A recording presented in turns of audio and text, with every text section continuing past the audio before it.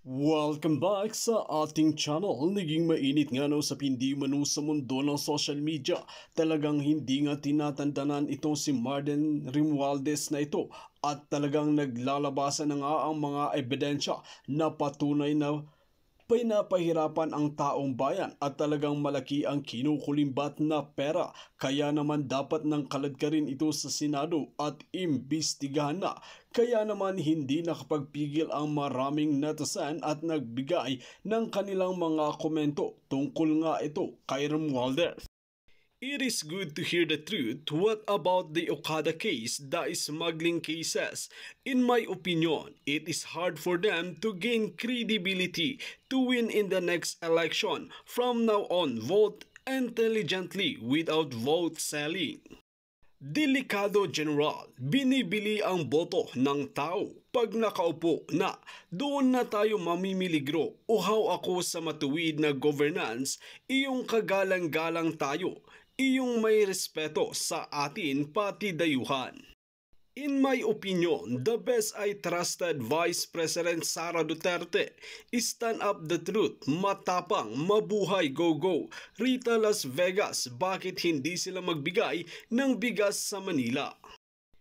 Dapat po, General, magmurang bilihin para hindi maghirap mga Pilipino. Di po naman habang buhay na mamibigay sila ng bigas saka hindi po lahat mabibigyan ng bigas na yan. Kaya dapat po gawin nilang pamurahin lahat ng bilihin.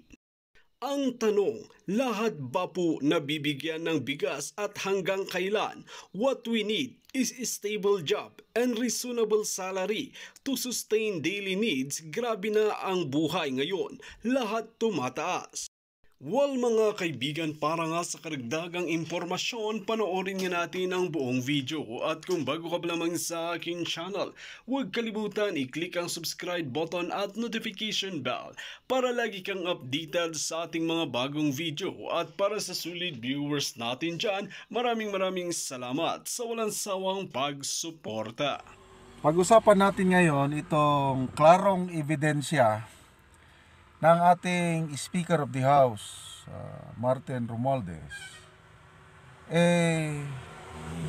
Nangangampanya na for 2028. So ano yung ebidensya na yan? Kung napansin nyo yung thumbnail kanina, merong design, logo o whatever, yung bigas na ipamimigay ni Speaker Martin Romualdez.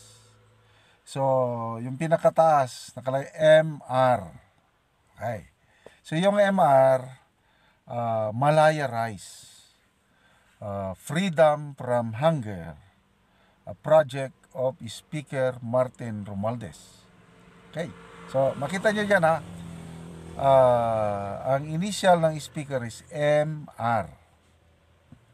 Ang project, Malaya Rice, MR din.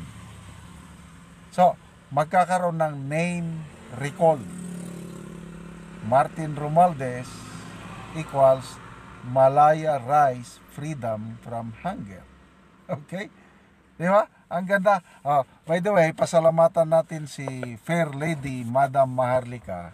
Siya lahat ang ating source. I think 8 days ago, hindi pa nilabas ng mainstream media tungkol sa Malaya Rice. Ang ating Fair Lady Maharlika, nag-vlog na siya. Meron siyang puting ahas, tauhan mismo ni Speaker Romualdez. Hindi alam nitong si Speaker Romualdez na merong galit sa kanya, sa kanyang opisina. Yun ang nagbigay ng informasyon kay Madam Maharlika.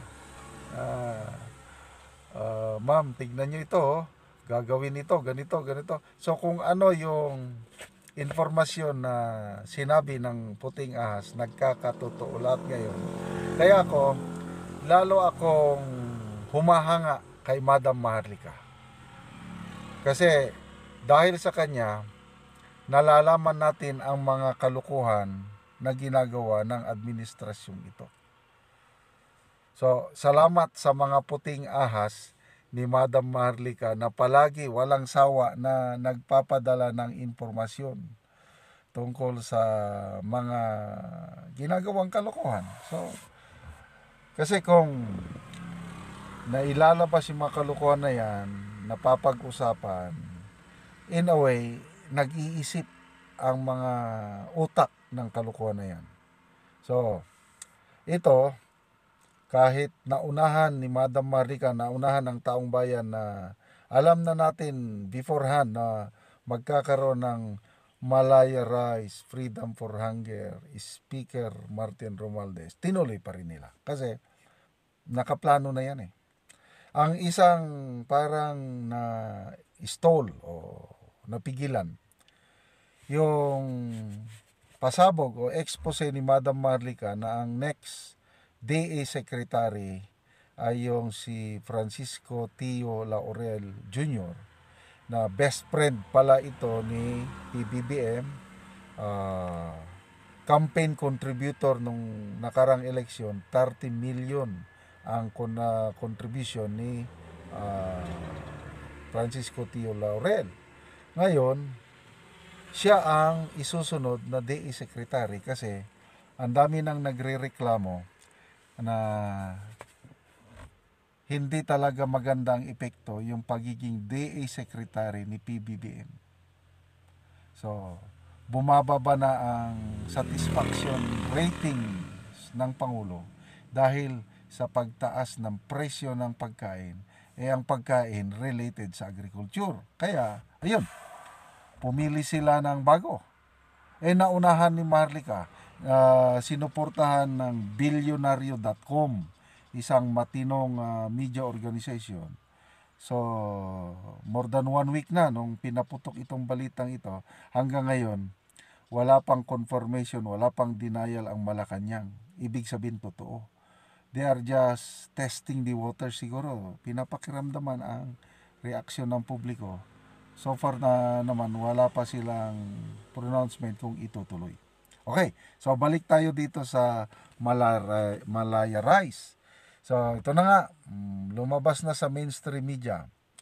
Nabasa ko sa Inquirer, nabasa ko sa GMA News na 2 weeks from now, ilulunsad na ang MR, Malaya Rise Freedom for Hunger. At ito, ang masakit nito, according to the source of Madam Maharlika, galing ito smuggled rice. 5 barko daw ang dumating na eh. Yung 5 barko na yan, ang laman puros bigas at smuggled yan. So dahil smuggled, i-confiscate ng gobyerno. Pag kinonfiscate ng gobyerno, ito turn over sa DSWD.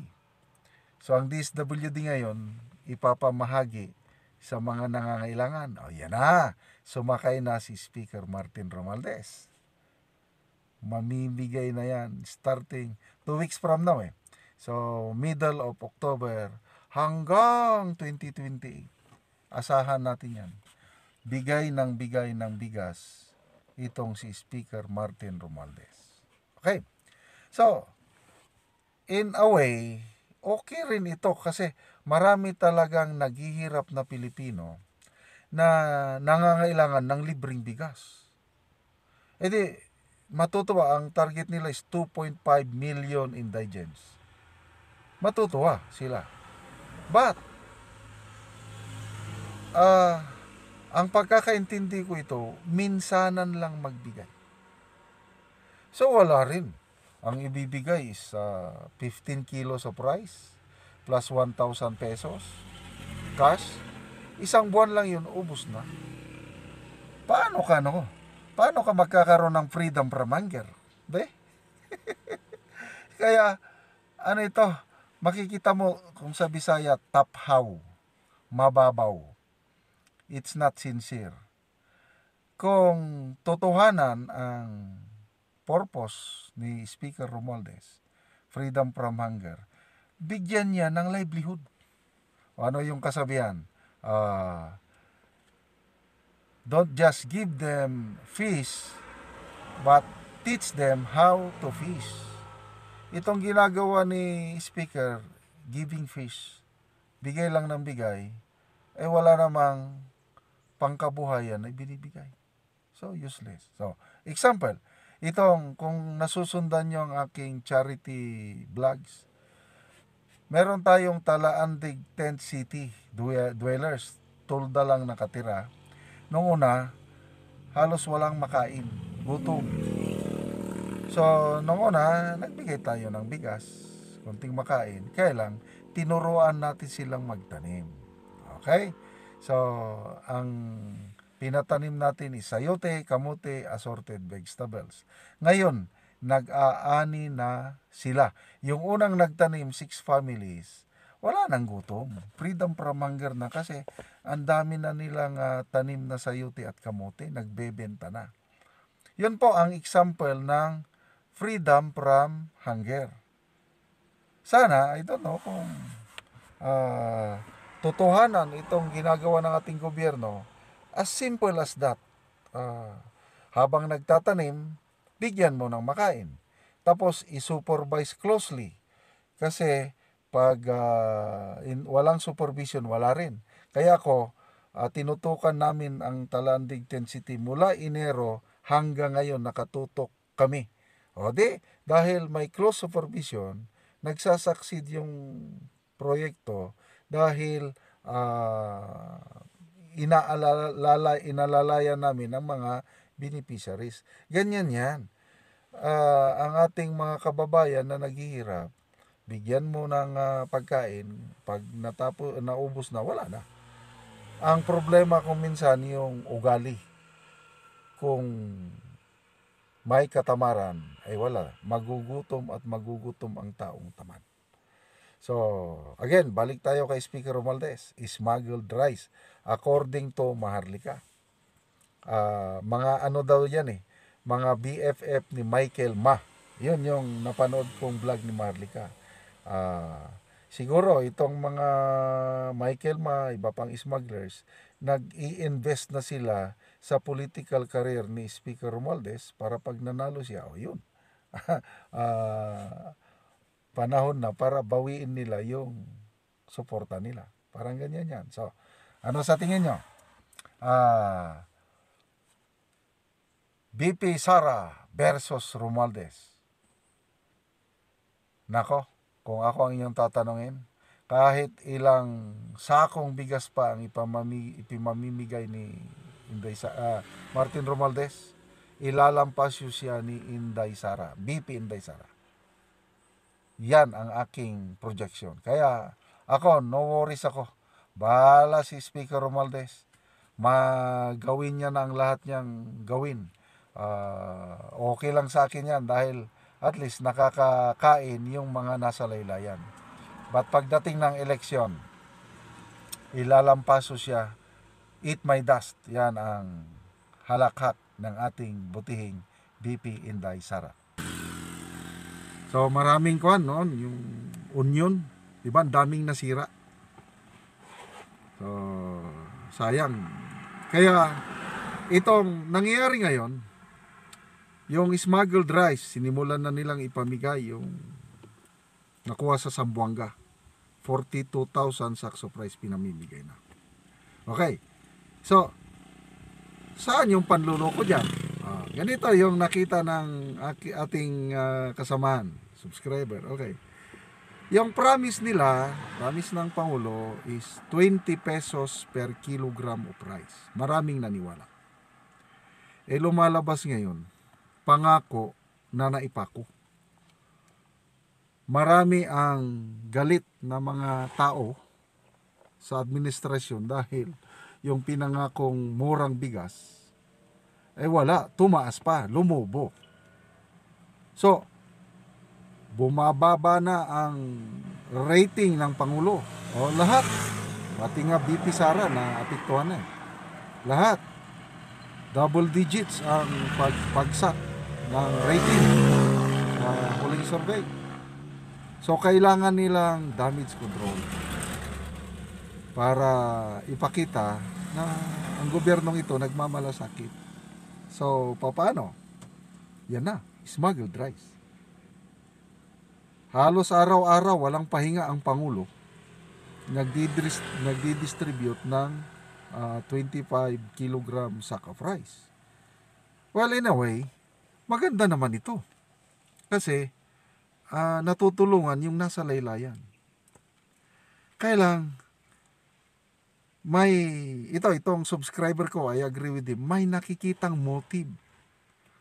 Papugi ito, pabango, para palabasin nila na this government really cares. Nagdi-distribute ng sobra pa, di ba ang pangako 20 pesos per kilo. Ito libre.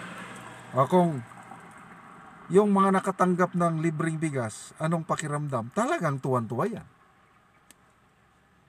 Maibabaon sa puso't isipan nila ang bait ng presidente. Okay. From the president, ito na. Here comes yung tunay na bida. Ang tunay na bida, they're now preparing for 2028 ang Speaker of the House. Nag-announce na ang ating Speaker of the House na sisimulan na nila ng cash and rice distribution program. Wow! So, si PBBM bigas lang. Ito kay Speaker of the House, bigas at pera. 1,000 pesos cash and 15 kilograms rice per family. So, ito po yung inexpose ni Madam Marlica na mismong tauhan ni Romualdez nag-feedback kay Marlica nga, Madam, ito ang aking amo, grabe, mamimigay ng bigas, tawagin niyang MR rice, Malaya rice, freedom from hunger. So, mabuti, salamat sa mga puting ahas ni Madam Marlica na uunahan natin sila at ito pinag-uusapan at nangyari na nga. Formal, nag-announce na si Speaker Romualdez. Tie-up nila ito, ang pilot project is dito lang muna sa Metro Manila. 33 congressional districts. So, mga congressmen, mamimigay ng libreng bigas and 1,000 cash money. So, happy ang lahat kasi ang mga congressman, malalapit ng 2025 eleksyon, di ba? Magpapabango na sila sa ilang mga botante kasi namimigay. But ang problema, kakaunti naman ang mabinipisuhan. Selected families lang. So, from I think in Metro Manila, around 10,000 families lang tinatarget. Ilang million ang population ng Metro Manila. I think more than 10 million, 15 million nata. Dami. 10,000 lang. So, lalong magdamdam yung iba, di ba? And then from Metro Manila, mag-expand na all over the country. So, ito, nakikita ko na although nakakatulong nga sa mga nasa laylayan, but these are all band-aid solution. Papugi, may halong politika. So, ako, hindi ko makakalimutan yung promise na 20 pesos per kilogram na hindi natupad. Hindi ko makakalimutan yung tapang ng Pangulo na smugglers and hoarders, your days are numbered. Hanggang ngayon, wala pa. May plano pala. Kasi sa ngayon po, ang na-confiscate na bigas, more than 300,000 sacks of rice na. So saan gagamitin ito? Ipang-distribute lahat yan. Dito na gagamitin sa Malaya Rice, Freedom from Hunger Project ng ating Speaker of the House. So, pakitang tao, kung wala sanang issue na i-brought out kay Speaker Romualdez, kung wala siyang ambisyon natatakbo sa higher position, okay sana eh. Kailang, klaro na yung ano eh. O again, another revelation ng puting as ni Madam Marlica. Sinabi na ang plano ni First Lady Liza, hinahanda na nila si Speaker Martin Romualdez na siya ang patatakbuhing presidente by 2028.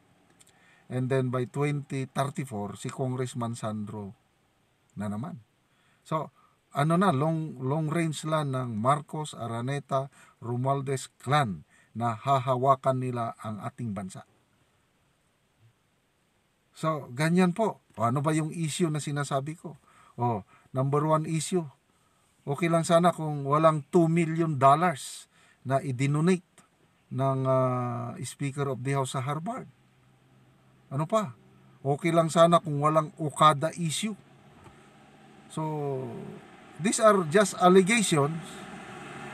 Kaya lang, dahil tahimik sila, hindi mo masisi ang mga tao na mag-conclude na, totoo nga, may heavy luggage. Totoo nga, nakialam. Mga ganon. So, sana, ang ating government officials, yung tutunganan ba na mag-serve na walang kapalit. Ang ating mga politiko ngayon, magaling lang kung nangangailangan na ng boto. Boto lang ang kanilang iniisip. Kaya lang wala yung from the heart. Kaya tayo, kahit ang Pilipinas, mayaman sanang bansa ang Pilipinas. Ang dami nating natural resources. Mayamang bansa, naghihirap ang mga citizens dahil sa ating mga politikong pulpul. So, kaya ako sa buhay ko, never napapasok ako sa politiko. Happy na ako itong, yun lang. Pagtulong natin sa Talaan Digten City, happy na ako nun. Ilang pamilya, 30 families nang natutulungan. Then hopefully next year maka-expand tayo sa next village. Talaandig pa rin. Ganun lang. Unti-unti lang wala tayong hinihintay na kapalit. Ang kapalit galing po sa Diyos.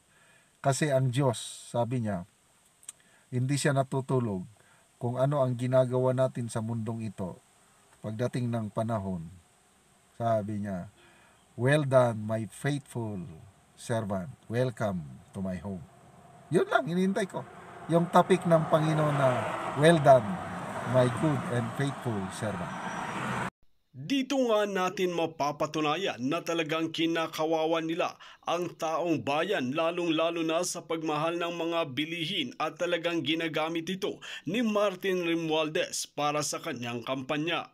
Banat nga ng maraming netizen na hindi magpakailanman ay umaasa sila sa libreng bigas at hanggang kailan ito tatagal, kaya ang kahilingan nila ay magkaroon sana ng magandang trabaho at stable ito at talagang maganda ang salary. Well mga kaibigan, kung kayo ang tatanungin ano ang inyong mga opinyon, just comment below sa ating comment section at ating pag-uusapan.